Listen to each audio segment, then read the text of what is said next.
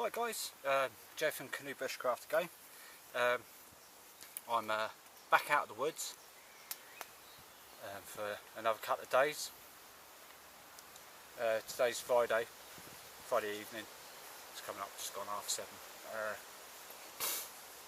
I've just been prepping the boat, which for the next stage between running up here, getting the fire sorted, and setting up the setup here behind me. So I'm all set to full steam ahead tomorrow morning, with the boat build. Didn't bring the parachute out this time. I think the weather's going to be clear for most of the evening from the weather forecast, and then apparently I think the heavens are going to open up, so I'll see how it goes. But, yeah, should be alright. I've gone for the hammock this time. Thought I'd try that out because the actual weather itself is quite warm. Exactly the same setup as my other sleep system. Bivy bag, Arctic British bag with the thermal rest inside, the 3/4 length thermal rest inside that, with a sleep bag on top. Tent booties, and I've also bought a wool blanket just in case, because I don't have an underquilt for the hammock. So if I do get a bit cold, I will put that underneath. I'll try that out, see if that works out. I can just knot it up at the end there. I'll see how it goes. But I've also got my wool top, so I can always put that on. I think I should be alright. Keep the fire going for the evening. It should be pretty cool. I'm here on my own as well, which is quite nice for a few days. I might get a visit during the day, but in the workshop. My buddy's going to pop up, but other than that, I'll be down in this part of the woodland on my own, which would be quite cool.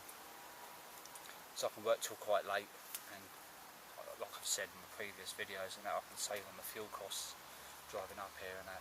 I was hoping to get here a lot earlier today, but it's the 303 that I have to go up, and it's a nightmare, that road. It bottlenecks every so often, so everyone's hammering it along, doing 70, and then it goes bump for about 2 miles, and it's just, everyone just goes nuts in that bit, so it's quite annoying. So yeah, well, set up, I'll show you it. I'll just spin that round. Okay, I'm using the DD travel hammock. It's the one with the mozzie net attached. I haven't got the whoopie slings on this. I've got another hammock which I use the whoopies on. This one doesn't actually get that much use. I haven't used it that much, I should say. But I thought, well, I'll give it a go. Same old tarp you've seen loads of times. That's one of the British Desert DPM Army tarps I got for £4. I've got 2 of them for £8. Because I've got the cargo net there, and my tarp's a little bit higher than normal. I've just chucked it over the top. I've got it, so I may as well use it, and I can always hook that over my my rucksack there, and the camera kit and stuff like that. I've also got the normal ground sheet down. I mean, if it all goes pear-shaped, I do get cold. I mean, tomorrow I'll just drop down to the floor again, lower the tarp a little bit, what have you. But I should be alright. So time will tell, I guess. So hey, plenty of wood for the old weekend. I've got loads of access to a bit more of it, and they kindly lent me their little barrow to bring it down, which is great. There's the old fire on the go. So yeah, right, you've seen the wood before, showed you it on the other video. But yeah, I'll video my camp during the next couple of days, what have you. And yeah, I bought my air rifle again, so hopefully if I do get a bunny, if I have time to go out actually, and yeah, I might do a little vid on that, cooking up or what have you. So yeah, hopefully I'll have a dry night and I won't have a cold back, because I'm one of them people, I get it in the lower back, it gets me all the time, but I don't have that problem when I'm you know, I'm more of a ground dweller really than I am a swinger, as they say. But no, I should be okay, I think. So I'll just give it a go. But yeah, I do like it here. It's quite nice. I'm itching to get into the other part further in. Once I've done this build and got that out of the way with, I'll sort it out, come out for a weekend, but go further in. I've got a really cool idea to do one of them raised platforms. Do you know what I mean? To actually work on, if you like, you know, sit on, sleep on, you know, have it about 2 foot off the ground or something. That'd be quite cool, because it is soggy in there, you know. So yeah, get a bit constructive with that, I guess. Be quite good fun. Got the same old tools. Got me small forest axe, and the bear, which a few of you have seen. Yeah, I mean, it's gorgeous at the moment. Sun's out, sky's clearing, but you know, for those people that know the UK, it doesn't mean nothing. It can creep up on you. Yeah, so there's my little setup. Hopefully it'll last. I won't have to fiddle around too much with it. I mean, if I do get blasted by the rain from the side, because last time the wind was coming from sort of down in that direction, well, a breeze if you like, and the trees had sheltered most of it, so I wasn't really getting, you know, anything coming into the side. It was just a tiny bit really. But, yeah, so I'll see how it goes. But like I say, if I have a miserable night where I'm up and down every 10-15 minutes because my back's cold, I'm just going to drop that down to the deck and get back on the floor. Or I might just drop the sides of the tarp down. I mean, I could always use that little desert canoe tarp, maybe do something with that as well. I don't know, I'll see how it goes. Right then. Right, cool. Oh, geez, the sun's in my face there. Right then, so yeah, I'll catch you tomorrow, and well, I might catch you later on tonight. I've got fresh batteries, my freeloader's fully charged, and yeah, see how it goes tomorrow. Gonna build, probably video first thing in the morning, and then yeah, see how it goes. Anyway, catch you later. There's the button.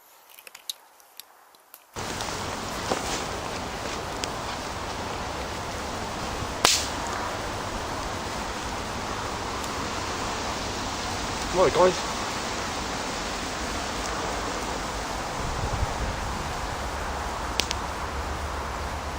just shooting the breeze now. It's got really quiet, wind's dropped, I can hear the 303 now, but it's still quite early. It's only 9:15 at night, so should die off soon, a couple of hours I reckon tops.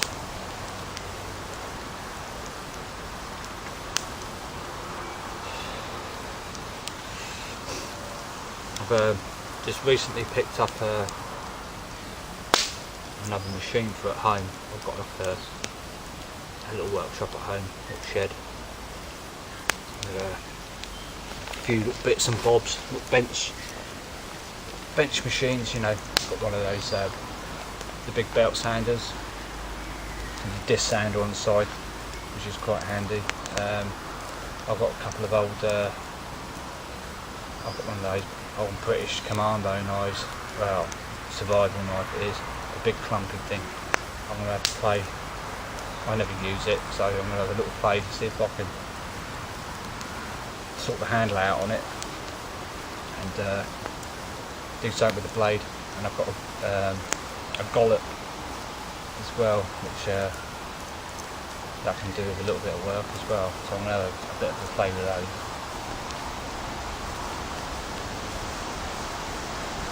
So I'll probably do a little vid if I manage to pull it off.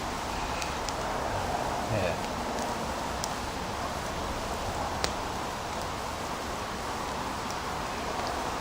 Do love it though this time, in the evening.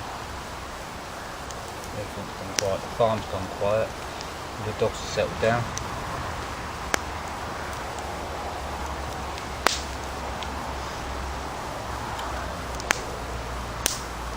Not much else to say now apart from waffle.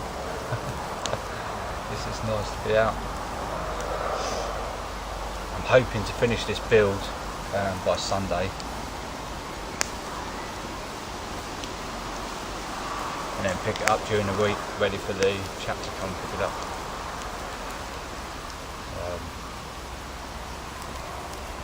Yeah, and I'll show you I've done some stain work on it, which I'll show you. Which will be on one of my vids.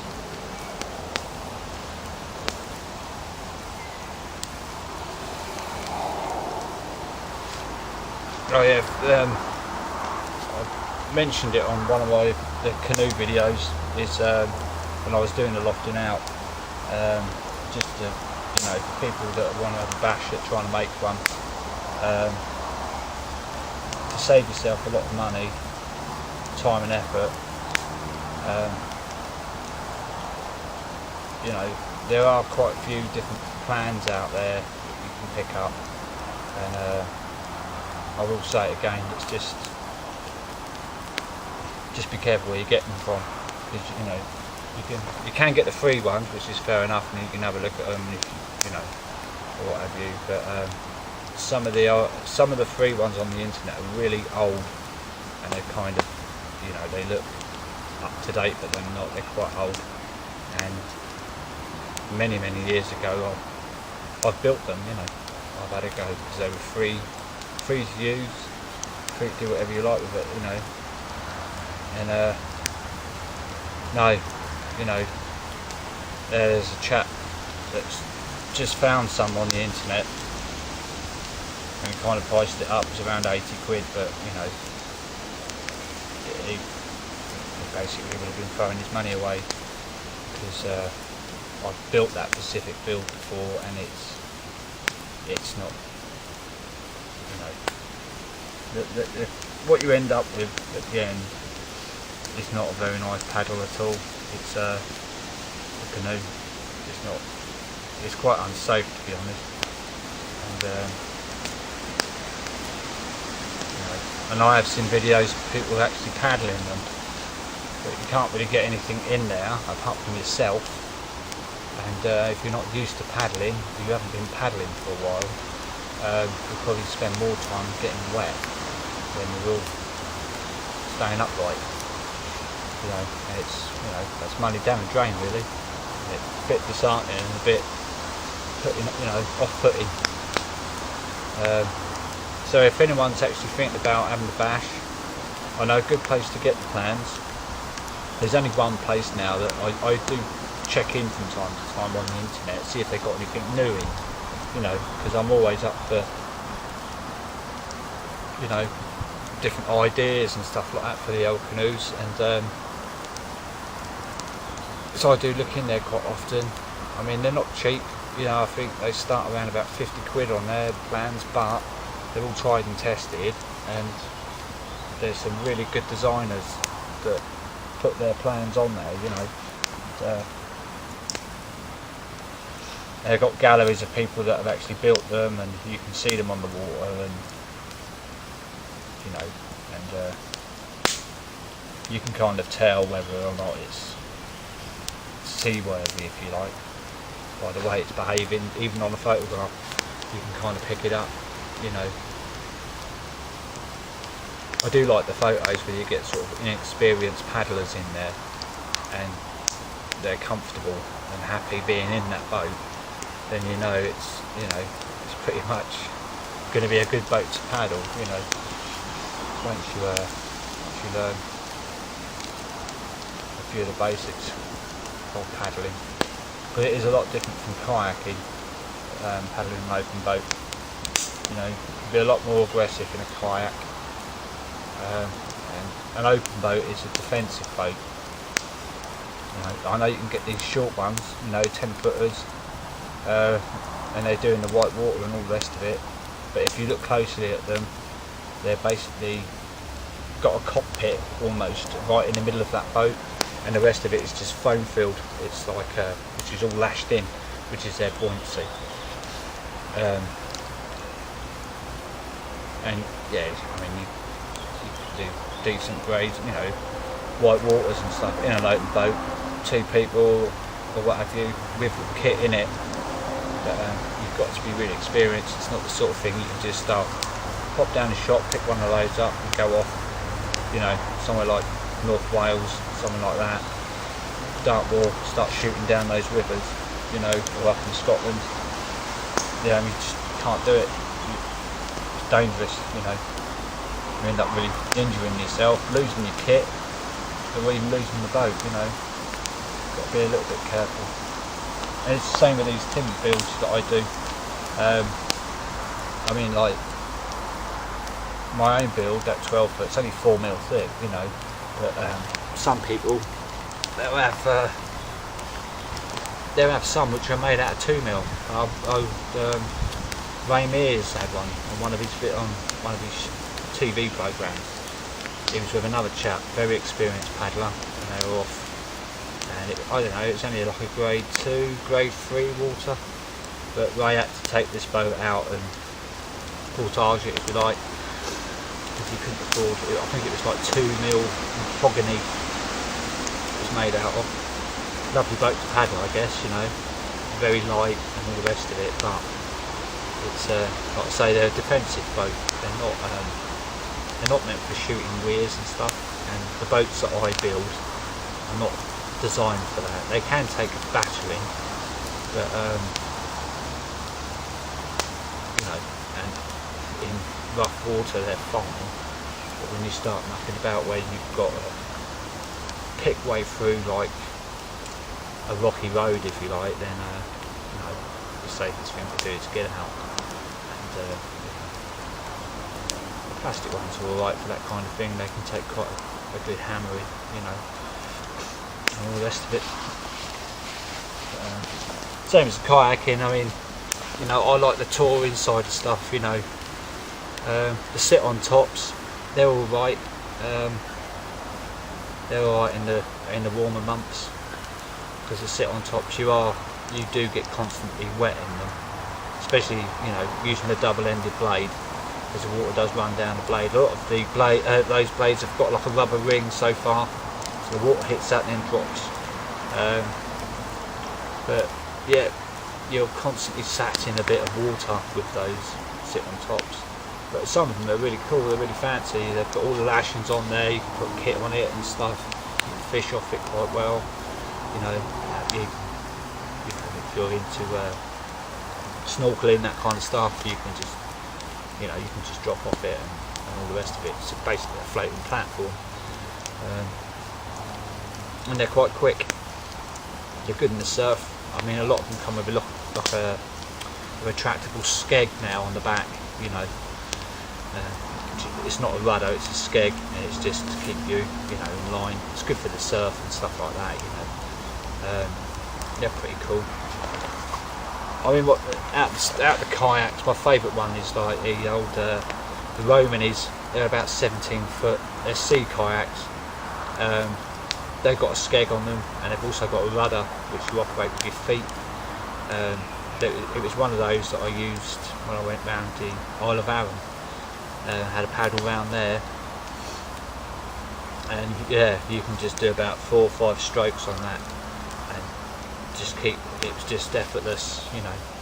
We were accompanied by 2 open boats with all of our kit in there. Even though I had the portholes on that Romany, like the dry bulkheads with the screw cap bulkhead lids on.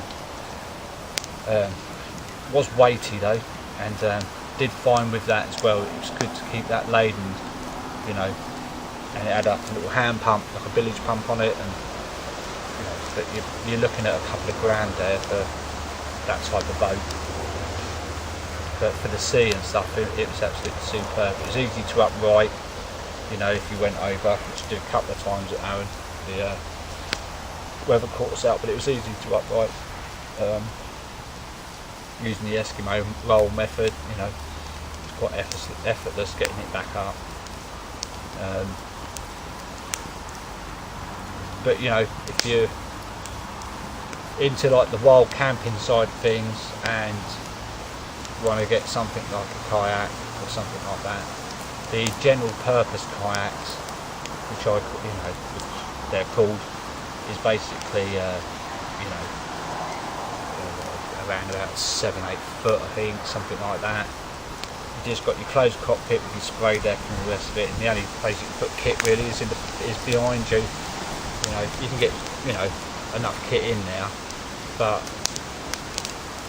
hard work over a long distance. You know, if you want to do a few miles in a general purpose kayak, it's going to be hard work. It's going to be difficult.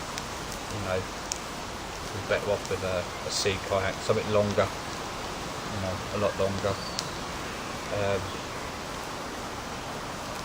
The open boats are fantastic. Well, that's what they're designed for, is a bit of touring. You know, you're dry, and you know, and if it rains, you can keep dry still. You know, wearing a poncho is just a simple thing as a poncho. You know, I have tried in the past putting up some sort of tarp, but it just acts as a sail, and it can be a bit dodgy. So I wouldn't advise that. But yeah. The sit on tops, you know, they're pretty cool. I wouldn't turn my nose up at one, but you know, if I had the pennies to get one. You know, they're quite good on the coast. I do a bit of spearfishing, like snorkeling, spearfishing. So that'd be great, you know, in a wetsuit. Don't matter if you're getting wet, because like I said, you are wet in those. You will get wet. It's unavoidable, but you can get quite a bit of kit on those. And you know, they're pretty easy to upright because it doesn't actually hold that much water. It's basically where your bum is and part of your where your footrests are, and your legs go. You have some sort of recess in there. I haven't seen any with the knee straps, because I remember when they first started coming out, you could actually roll those and upright them, still sat in there. You had like a quick release belt buckle on them, and where you'd have your legs stretched out, you had these straps, almost like the same sort of material as seat belts in the motor, which would come off the sides and just hook your knees underneath them to really, you know, which was quite handy as well for power. You know, if you want to catch a wave on the way in or something like that, you know, you can, saves the whole body moving around. The idea of a closed cockpit in a normal kayak is your knees would be up against the top part of the kayak. You know, you're sat in the actual cockpit, and you brace your knees inside, so that way your whole torso is giving it the power with the paddling. With some of the sit on tops, they've got no straps. I don't know if they're an add-on mod, I've not really looked into it, but if they had those straps in there, you'd get a lot more control and a lot more power behind your paddling. Because I imagine you'll be sort of sliding about a little bit, especially if it gets a bit wet, and if you're wearing some sort of material which isn't very, you know, hasn't got a lot of friction in it once it's wet. So yeah. But, yeah, I've seen a chap called Christian from Coastal Survival. I know he uses a sit on top. I've read it in his book, which I picked up. It's a good book, by the way. Eat the Beach. It's right up my street. There's some good tips in there. It's a good little book. It's not very big, and it's a good read, but it's a great little reference book. You know, you can flip through it and right, okay, there we go. And it's got some good recipes in there too. And Yeah, and he does a little section on the sea kayaking. You know, he's a handy fisherman, and he knows his stuff. You know. Yeah. So that's quite a good book to pick up. Right. That's it. I'm gonna go off, take a few photos before nightfall, and yeah, chill out. I'll see you later.